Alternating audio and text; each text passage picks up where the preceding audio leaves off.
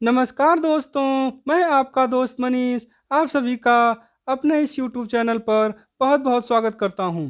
तो दोस्तों, आज मैं आप लोगों के बीच बहुत ही इंटरेस्टेड टॉपिक लेकर आया हूं। आज हम लोग इस वीडियो में मानव रोग का अध्ययन करेंगे और मानव रोग से रिलेटेड अब तक प्रतियोगी परीक्षाओं में जितने भी प्रश्न पूछे गए हैं उन सभी प्रश्नों को हम लोग उन सभी तथ्यों को इस वीडियो में देखेंगे। और इस प्रतियोगी परीक्षाओं के लिहाज से जो मानव रोग है वो बहुत ही महत्वपूर्ण है। इसी को ध्यान में रख करके मैं मानव रोग से रिलेटेड दो वीडियो तैयार किया हूँ। अगर आप लोग इन दोनों वीडियो को अच्छे से देख लेते हैं तो ह्यूमन डिजीज से रिलेटेड कोई भी प्रश्न बनता है तो आप लोग उसको अच्छे से सॉल्व कर लेंगे। तो आइए हम लोग मानव रोग का अध्ययन करते हैं। तो सबसे पहले हमें यह समझना होगा कि जो रोग होता है वह कहते किसे हैं। तो जब किसी व्यक्ति के स्वास्थ्य में कोई भी रुकावट, अवरुद्ध हो या फिर कोई भी बाधा उत्पन्न हो जाती है तो उसे ही हम लोग रोग के नाम से जानते हैं। इस रोग को इंग्लिश में डिजीज बोलते हैं। और इसको अगर दो खंड में करेंगे तो डिस और इज का अर्थ होता है सहज या सामान्य। अगर इसमें डिस जोड़ देंगे तो हो जाएगा असहज या असामान्य।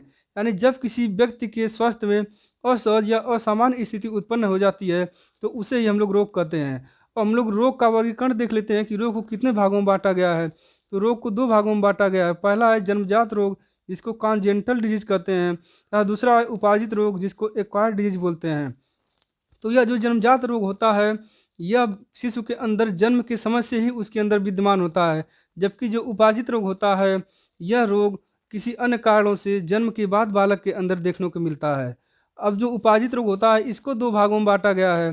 पहला है संक्रामक रोग जिसको कम्युनिकेबल या इन्फेक्शस डिजीज बोलते हैं। दूसरा है असंक्रामक रोग जिसको नॉन कम्युनिकेबल डिजीज बोलते हैं। जो यह संक्रामक रोग होता है यह एक दूसरे के संपर्क में आने से, जब दो व्यक्ति एक दूसरे के संपर्क में आते हैं तो उनके संपर्क से यह रोग उत्पन्न होता है। यानी एक तरह से हम लोग कह सकते हैं कि यह एक तरह से छुआछूत की बीमारी होती है। हम लोग यह समझ लेते हैं कि जो संक्रामक रोग होता है वह किन किन कारणों से होता है। तो जो संक्रामक रोग होता है वह जीवाणु जनित होता है, वायरस जनित होता है, प्रोटोजोआ जनित होता है तथा फफूंद जनित होता है। यानी जो यह संक्रामक रोग होता है वह जीवाणु, विषाणु, प्रोटोजोआ, फफूंद जिसको इंग्लिश में फंगल बोलते हैं, इन सभी के द्वारा यह संक्रामक रोग उत्पन्न किए जाते हैं।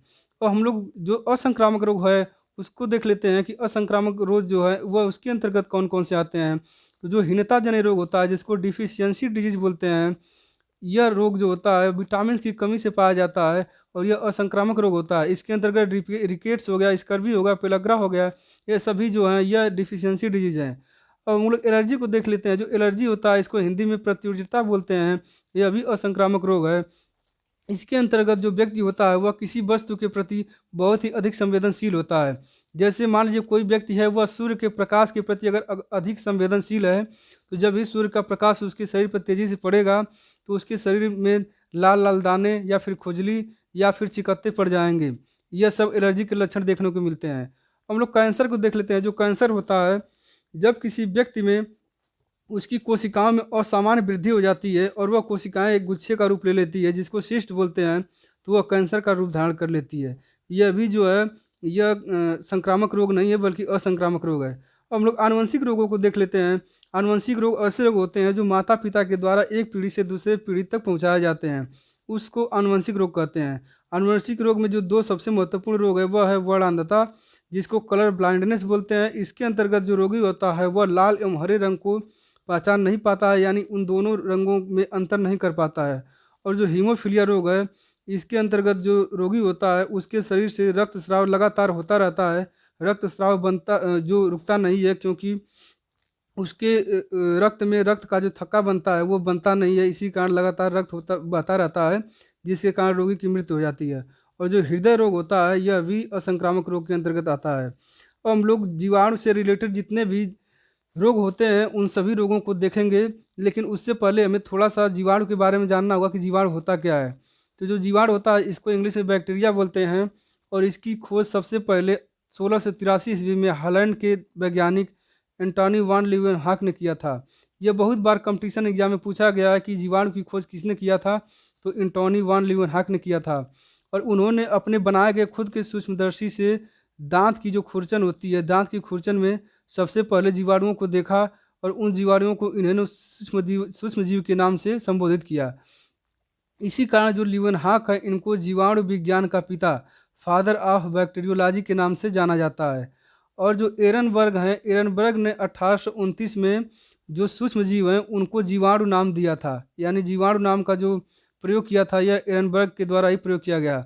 और जो दूसरे थे फ्रांस के वैज्ञानिक लुई पास्चर, इन्होंने 1876 में यह बताया कि जो किण्वन होता है, फर्मेंटेशन की जो क्रिया होती है वह जीवाणुओं के द्वारा ही होती है। जो दही, दूध का जो दही में बनना होता है वह किण्वन के द्वारा ही बनता है। उसमें लैक्टोबैसिलस नामक जो जीवाणु होते हैं उसी के द्वारा दही बनता है। अब हम लोग जो जर्मन वैज्ञानिक हैं रॉबर्ट कोच के बारे में देख लेते हैं। इन्होंने 1881 में सबसे पहले यह बताया कि जो पशुओं में एंथ्रेक्स रोग होता है तथा मनुष्य में जो क्षय अथवा टीबी रोग होता है और जो हैजा रोग होता है, ये सभी जो होते हैं यह जीवाणुओं के द्वारा ही उत्पन्न होते हैं। इन्होंने ही जीवाणुओं को कृत्रिम संवर्धन किया, यानी कृत्रिम रूप से जीवाणुओं को संरक्षित किया। और उसी के आधार पर इन्होंने रोगों के जर्म थ्योरी ऑफ डिजीज को प्रतिपादित किया। यह कई बार पूछा गया है कि किस वैज्ञानिक ने रोगों के जर्म मत यानी जर्म थ्योरी ऑफ डिजीज को प्रतिपादित किया, तो यह है लुई पास्चर। और उसके बाद जो जोसेफ लिस्टर हैं, यह 1867 में इन्होंने पहली बार प्रतिरोधी मत यानी जो एंटीसेप्टिक थ्योरी है इसको इन्होंने प्रतिपादित किया था। और लुई पास्चर हैं, लुई पास्चर को सूक्ष्म जीव विज्ञान का पिता कहा जाता है, जो फादर ऑफ माइक्रोबायोलॉजी। और जो रॉबर्ट कोच हैं, इन्हें जो है आधुनिक जीव विज्ञान का जनक कहा जाता है। जीवाणुओं के अध्ययन को हम लोग जीवाणु विज्ञान या बैक्टीरियोलॉजी के नाम से जानते हैं। अब हम लोग जीवाणु के बारे में कुछ जान लेते हैं कि कहते किसे हैं। तो जो जीवाणु होता है यह सबसे सरल, अति सूक्ष्म एवं एक कोशिकीय जीव होता है। यहाँ समझने वाली बात है कि जो जीवाणु होता है वह एक कोशिकीय जीव होता है और यह सभी स्थानों पर पाए जाते हैं, जैसे जल हो गया, स्थल हो गया, वायु हो गया, यानी ये सभी स्थलों पर पाए जाते हैं। और जो जीवाणु होता है इसके अंदर कोशिका भित्ति सेल वाल पाया जाता है। यही रीजन है कि जीवाणुओं को पादप जगत के अंतर्गत रखा जाता है। और जो जीवाणु होता है इनके कोशिकाओं में लवक, प्लास्टिड्स, माइट्रोकांडिया, गोल्जिकाय, अंतःप्रदब्य जालिका, इंडोप्लाज्मिक रेटिकुलम जो है यह सभी इनकी कोशिकाओं में यानी जीवाणु को कोशिकाओं में नहीं पाए जाते हैं। अब हम लोग जीवाणु से संबंधित जितने भी रोग हैं उन सभी डिजीज के बारे में जान लेते हैं। तो जो आंत्र ज्वर है, जिसको मियादी बुखार भी कहते हैं और इंग्लिश में इसको टाइफाइड कहते हैं, यह एक जीवाणु जनित रोग है। यह रोग साल्मोनेला टाइफी नामक जीवाणु से उत्पन्न होता है। कहीं कहीं टाइफोसा दिया रहता है, जबकि इसका जो सही रूप है वह साल्मोनेला टाइफी है। इसी के द्वारा यह रोग उत्पन्न होता है। और यह कई बार पूछा गया है कि जो टाइफाइड रोग होता है वह किससे होता है, तो वह गंदे पानी के प्रयोग से होता है। जब हम लोग गंदे पानी का प्रयोग करते हैं तो उसमें कुछ यह जो बैक्टीरिया पाए जाते हैं, साल्मोनेला बैक्टीरिया, यह उसमें उत्पन्न रहते हैं और जिसको पीने से हमें टाइफाइड रोग हो जाता है। इस टाइफाइड रोग को मोतीजरा या मियादी बुखार के नाम से भी जानते हैं। और इसमें जो व्यक्ति होता है उस व्यक्ति का जो सबसे प्रभावित अंग है वह आंत है। कई बार पूछा गया एग्जाम में कि टाइफाइड के द्वारा मनुष्य का कौन सा अंग सबसे अधिक प्रभावित होता है, तो वह आंत होता है। आंत सबसे अधिक प्रभावित होता है। टाइफाइड से ग्रसित जो रोगी होता है उसके अंदर तेज बुखार तथा सिर दर्द काफ़ी लंबे समय तक बना रहता है। इसके उपचार के लिए जो क्लोरोमाइसिट्रीन नामक की जो वर्ग की जितने भी एंटीबायोटिक होते हैं उन सभी एंटीबायोटिक का प्रयोग किया जाता है। और इस रोग से बचाव के लिए जो शिशु होते हैं उनको टीएवी का टीका लगवाना बहुत ही ज़रूरी होता है। और टाइफाइड से ग्रसित जो रोगी होता है उसको गर्म पानी करके पीना चाहिए। साफ सफाई का, स्वच्छता का अत्यधिक ध्यान देना चाहिए। और हम लोग हैजा रोग के बारे में देख लेते हैं। जो हैजा रोग होता है इसको कॉलरा भी बोलते हैं। यह जो हैजा रोग होता है यह विब्रियो कॉलेरी नामक जीवाणु के कारण उत्पन्न होता है और यह मक्खियों के द्वारा फैलाया जाता है। इस रोग से ग्रसित जो रोगी होता है उसको उल्टी एवं दस्त बहुत अधिक होता है, जिसके कारण उसके शरीर में जल की कमी हो जाती है, यानी उसके अंदर डिहाइड्रेशन हो जाता है और उस रोगी के अंदर पेशाब बंद हो जाता है। इस प्रकार के रोगी को बचाव के लिए जहाँ पे वह उल्टी करता है उस उल्टी वाले स्थान पे मिट्टी डाल देना चाहिए या उसको किसी अन्य चीज़ से ढक देना चाहिए जिससे वह अन्य व्यक्ति को न फैले। और इसमें भी गर्म पानी करके पीना चाहिए। आइए हम लोग तपेदिक रोग को देख लेते हैं। तपेदिक रोग को क्षय रोग, यक्ष्मा रोग या फिर ट्यूबरकुलोसिस, जिसको इंग्लिश में टीबी कहते हैं, इन सभी चारों नामों से जानते हैं। यह रोग जो है यह भी एक संक्रामक रोग है। यह एक दूसरे के संपर्क में आने से फैलता है। यह जो रोग होता है वह माइकोबैक्टीरियम ट्यूबरकुलोसिस नामक जीवाणु के कारण उत्पन्न होता है। इस रोग को यक्ष्मा रोग या काक रोग के नाम से भी जानते हैं। बहुत बार एग्जाम में यह पूछा गया है कि जो टीबी रोग होता है उसको किस नाम से जाना जाता है, तो यह काक रोग जो है यह कई बार पूछा गया है, काक रोग कि काक रोग को किस अन्य नाम से जानते हैं, तो जो काक रोग है वह टीबी के नाम, टीबी को ही जानते हैं। अब 1882 में जर्मन वैज्ञानिक रॉबर्ट कोच हैं, इन्होंने ही सबसे पहले टीबी जीवाणु की खोज की थी। और इन्होंने यह बताया कि यह जो जीवाणु है यह मुंह से थूकते समय या फिर चूसते समय एक दूसरे के द्वारा फैलाए जाते हैं। यानी जो रोगी होता है, टीबी का रोगी, जब वो खांसता है तो उसको कोई चीज़ अपने मुंह मुंह पे लगा लेना चाहिए या फिर रुमाल से उसको ढक लेना चाहिए, ताकि वह दूसरे तक संक्रमित न हो सके, दूसरे तक न पहुंच सके, क्योंकि यह एक संक्रामक रोग है। और इस रोगी का जो सबसे खास लक्षण होता है वह यह होता है कि यह रोगी जब खांसता है तो उसके खांसी के साथ बलगम आता है, और कभी कभी तो ऐसा देखने को मिलता है कि बलगम के साथ खून भी आने लगता है। और इसमें रोगी को भूख लगना बंद हो जाता है और धीरे धीरे रोगी जो होता है वह कमज़ोर होकर के मर जाता है। इस टीबी के उपचार के लिए स्ट्रेप्टोमाइसिन का इंजेक्शन लगवाया जाता है। और पीएसी जो पारा अमीनो सैलिसिलिक एसिड होता है, इसका प्रयोग किया जाता है। तथा आइसोनिजाइड को मुंह के द्वारा लिया जाता है। और इस रोग से बचाने के लिए शिशु को बीसीजी, बैसिलस कैलमिट ग्यूरिन का टीका लगाना चाहिए। यह बहुत ही ज़रूरी होता है बीसीजी का टीका लगाना। और कई बार पूछा गया है कि जो बीसीजी का टीका लगाया जाता है वह किस रोग में लगाया जाता है, तो वह टीबी के रोग में ही लगाया जाता है।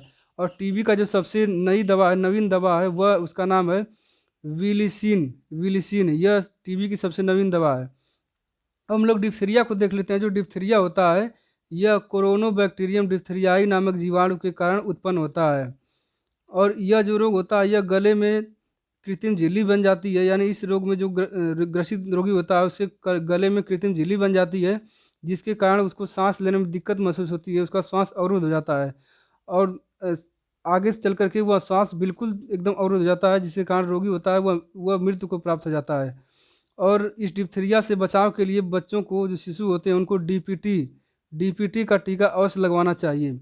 यह जो डीपीटी होता है यह डिप्थीरिया, टिटनेस एवं कुकर खांसी से बचाता है। यह कई बार एग्जाम में पूछा गया कि जो डीपीटी का टीका होता है वह किन किन रोगों से बचाव करता है, तो वह डिप्थीरिया, टिटनेस एवं कुकर खांसी, जिसको काली खांसी भी बोलते हैं, इन तीनों रोगों से बचाव करता है। तो हम लोग कुष्ठ रोग को देख लेते हैं, जिसको कोढ़ बोलते हैं, इसको इंग्लिश में लेप्रोसी बोलते हैं। जो यह रोग होता है यह विष संचारणशील यानी संक्रामक रोग होता है, जो माइकोबैक्टीरियम लेप्री नामक जीवाणु से फैलता है। और पहले यह मानता थी कि यह जो रोग होता है यह पैतृक या आनुवंशिक रोग होता है, लेकिन इसको वैज्ञानिकों ने शोध करके यह बताया कि यह आनुवंशिक रोग नहीं है, बल्कि यह एक जीवाणु से होता है। और जो प्राचीन समय के लोग थे उनकी यह मान्यता था कि जब कोई व्यक्ति कुकर्म करता है तो पिछले जन्म में जो वह कुकर्म किया रहता है उसी का फल भगवान देते हैं, तो उसको कोढ़ हो जाता है। यानी एक तरह से यह भगवान का दिया हुआ कष्ट माना जाता था। जबकि वैज्ञानिकों ने जब इसका अध्ययन किया तो यह पाया कि यह ऐसा कुछ भी नहीं है, यह सब बिल्कुल अंधविश्वास है। यह जो कोढ़ होता है यह माइकोबैक्टीरियम लेप्री नामक जीवाणु के द्वारा होता है, और इसका जो इलाज है वह संभव है। और इस बीमारी में जो रोग होता है, जो रोगी होता है, उसके शरीर पर चकत्ते पड़ जाते हैं। जहाँ जहाँ भी उसके शरीर में ज्वाइंट होता है, जोड़ होता है, जैसे कोहनी हो गया, घुटना हो गया, एड़ी हो गया, कलाई हो गया, इन सभी के अगल बगल की जितनी भी तंत्रिका तंत्र होती हैं वो पूरी तरह से प्रभावित हो जाती हैं। और जिन स्थानों पर यह रोग होता है वहाँ पे संवेदनशीलता पूरी तरह से ख़त्म हो जाती है। यानी जहाँ पे यह रोग होता है उसको अगर टच करेंगे, स्पर्श करेंगे, या फिर यहाँ पे किसी चीज़ से मारेंगे तो वहाँ पे कोई भी संवेदनशीलता प्रतीत नहीं होगा, यानी महसूस ही नहीं होगा कि यहाँ पे हमें कोई टच कर रहा है। यानी संवेदनशीलता पूरी तरह से नष्ट हो जाता है। इस रोग के उपचार के लिए 1981 में शुरू की गई बहुआयामी चिकित्सा पद्धति, जिसको एमडीटी, मल्टी ड्रग ट्रीटमेंट के नाम से भी जानते हैं, यह 1981 में लाया गया था। इनके अंतर्गत 3 दवाइयों को शामिल किया गया था। पहला है डेप्सोन, दूसरा है क्लोफाजिमिन तथा तीसरा है रिफैमिसिन। इन तीनों दवाओं को एमडीटी के अंतर्गत रखा जाता है।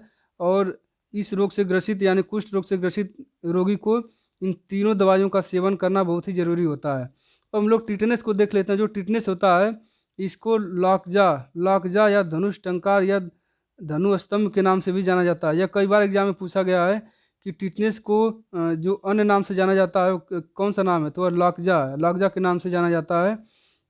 और जो यह रोग होता है वह बैसिलस टेटनी या क्लास्ट्रीडियम टेटनी नामक जीवाणु के द्वारा होता है।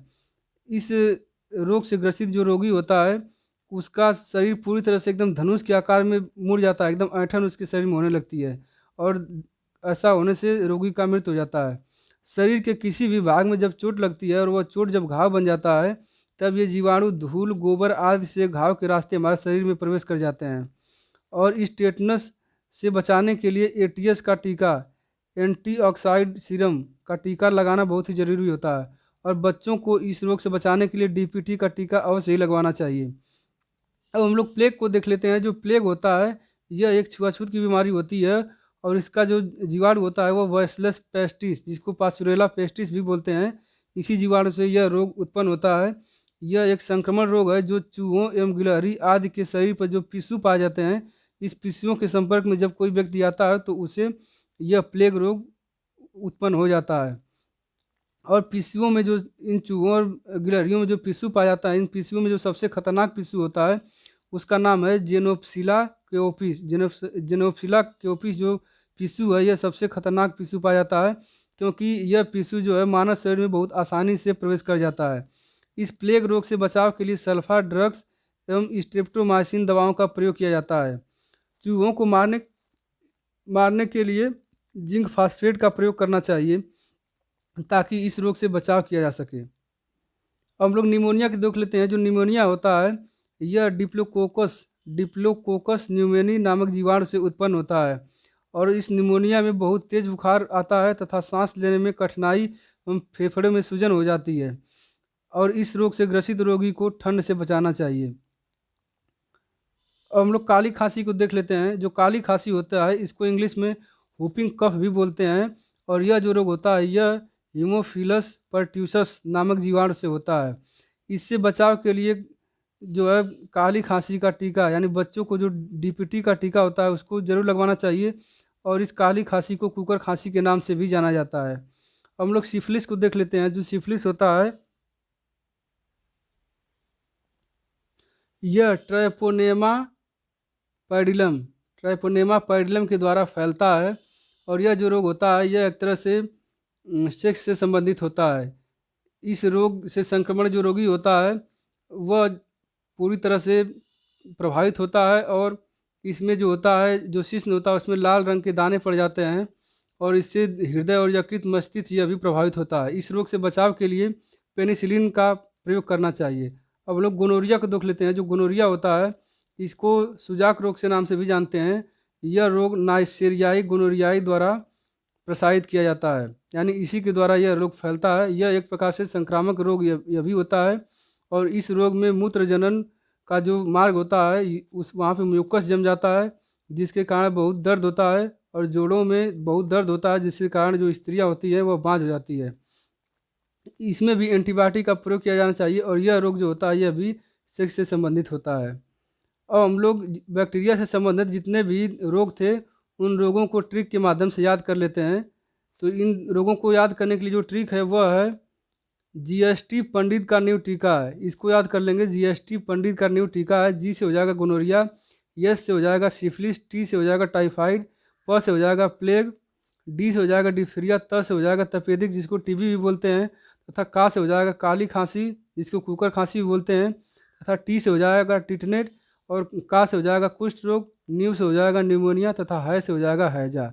यानी जीएसटी पंडित का टीका न्यू है। यह इसको याद करने का ट्रिक है।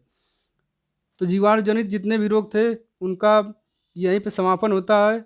इस वीडियो को ज़्यादा से ज़्यादा शेयर करें, लाइक करें तथा सब्सक्राइब करें और संबंधित वीडियो से अगर कोई भी सुझाव देना हो तो आप लोग कमेंट बॉक्स में कमेंट करके मुझे अपना सुझाव अवश्य दें। बहुत बहुत धन्यवाद।